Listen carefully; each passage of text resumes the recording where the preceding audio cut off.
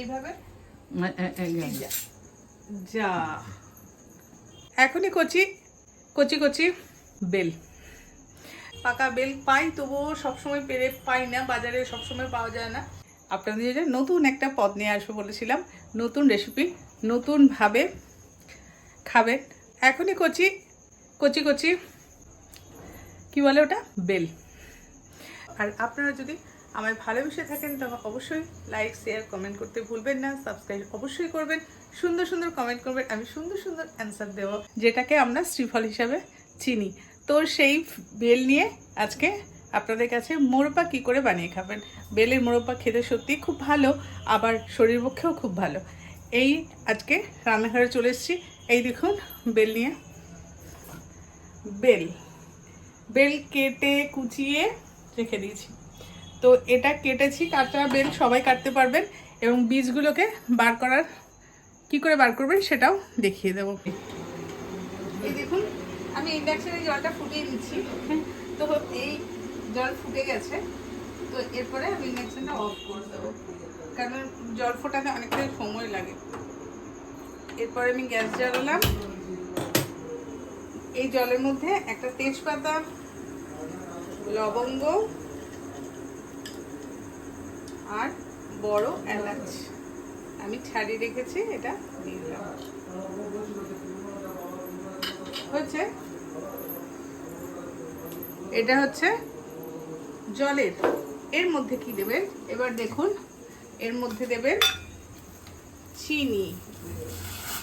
চিনির পরিমাণটা যেমন পরিমাণ রস যে বেল থাকবে আর জল যতটা দেবেন, যেহেতু মোরব্বা চিনিটা একটু বেশি লাগবে। এটা চিনি। এবার এই চিনিটা ফুটবে, চিনিটা গাঢ় হোক, তারপর এই মোরব্বার জন্য বেল আমি কেটে রেখেছি। এই দেখুন বীজ বার করে রেখেছি, দেখেছেন বীজ বার করে রেখেছি, একটারও বীজ নেই। এই দেখুন একটারও বীজ নেই। এই বীজগুলো যখন কাটবেন তখন বীজ থাকবে, বীজগুলোকে এইভাবে যা। জল ফুটে গেছে আর চিনি দিয়েছি, দেখুন চিনি দিয়ে ফুটছে, লবঙ্গ, এলাচ আর তেজপাতা দিয়ে জলটাকে ফোটাবেন। এইভাবে জলটাকে ফোটাবেন। ফোটানোর পর এই যে বেলগুলো আমি কেটে রেখেছি, এই বেলগুলো এইভাবে এর ভিতরে বীজ থাকে, এর ভিতরে বীজ থাকে এইগুলোর ভিতরে। তো বীজগুলোকে এইভাবে কাঁটা চামচ দিয়ে ঠেলে বার করে দেবেন। বীজগুলো থাকলে মোরব্বা খেতে ভালো লাগবে না, তো বীজগুলোকে বার করে দেবেন। তো বীজগুলো বার করার পর ধুয়ে নেবেন, ভাপিয়ে নিতেও পারেন, নাও নিতে পারেন। আমি ভাপাইনি, যেহেতু কচি আছে সেই কারণে আমি এবার বেলগুলো দিয়ে দেব। বেলের মোরব্বা খাওয়া খুব ভালো, এমনিতে তো কাঁচা বেল আমরা পাই না। এমনিতে আয়ুর্বেদে শ্রীফলের প্রচুর নামডাক। আয়ুর্বেদের একটা দেবেন, এবার ফুটতে দেবেন। এবার ফুটতে দেওয়ার পরে দেখবেন এগুলো সব মোরব্বা তৈরি হবে। আস্তে আস্তে ফুটলে এগুলো দেখবেন সব এক সময় সম্পূর্ণ হয়ে যাবে, তখন তৈরি হবে। এখন হয়নি, যেহেতু এই সবে মাত্র দিয়েছি। এই দেখুন এইটা যখন রসের মতো আঠা আঠা হয়ে যাবে তখন দেখবেন এগুলো হয়ে যাবে। এগুলো সব দিয়ে দিয়েছি। এই দেখুন বেলগুলো দেওয়া হয়েছে। এরপরে এটা আস্তে আস্তে ঢিম আছে ফুটতে দিন, ঢাকা দিতে হবে না, আঁচটা একটু কমিয়ে দেবেন। কমিয়ে দিলে এটা ফুটলে পরে কমপ্লিট যদি হয়ে যায় তাহলে অবশ্যই আবার আপনাদের দেখাবো। তবে শ্রীফলের একটা ভালো আয়ুর্বেদিক ওষুধ বলুন বা শ্রীফল এমনি খাওয়া, কাঁচা বেল আমরা পাই না, পাকা বেল পাই, তবুও সবসময় পেরে পাই না, বাজারে সবসময় পাওয়া যায় না। তো বেল খান, এইভাবে খান। আর যারা বেল একদম খেতে চান না তারা কিন্তু এই মোরব্বা করে খেতে পারবেন, অসুবিধা হবে না। মোরব্বা এই বেল কিন্তু পেটের পক্ষে খুব ভালো।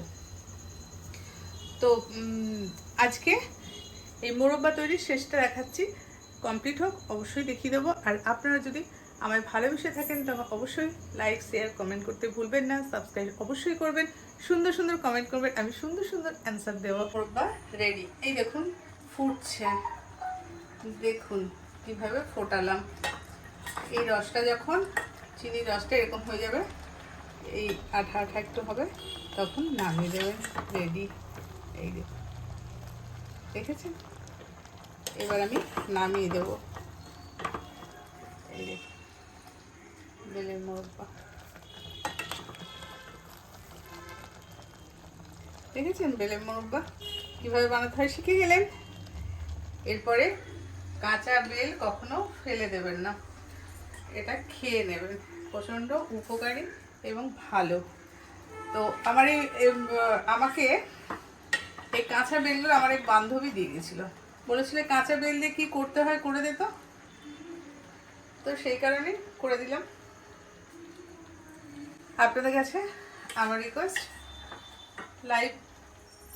লাইভে আসবো আপনার, সরি আমি লাইভে আসবো, তবে আজকে আসতে পারবো কিনা জানি না, কালকে অবশ্যই লাইভে আসবো। সুন্দর সুন্দর কমেন্ট করবেন, কমেন্টের অ্যান্সার অবশ্যই আমি দেব। তো আজকে বেলের মোরব্বা অবশ্যই বানাবেন, বানিয়ে খেয়ে দেখবেন, খুব সুন্দর খেতে লাগে। যখন এটা শুকিয়ে যাবে তখন খুব ভালো লাগবে, কারণ এই রসটা থেকে তুলে দেব, রসটা খাবো না। এই বেলের এগুলো এইভাবে তুলে নেব। এই দেখুন,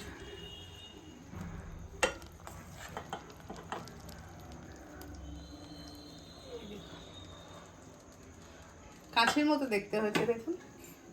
এই দেখুন, খেতে খুব ভালো লাগবে। তবে আজ এই পর্যন্তই, টাটা।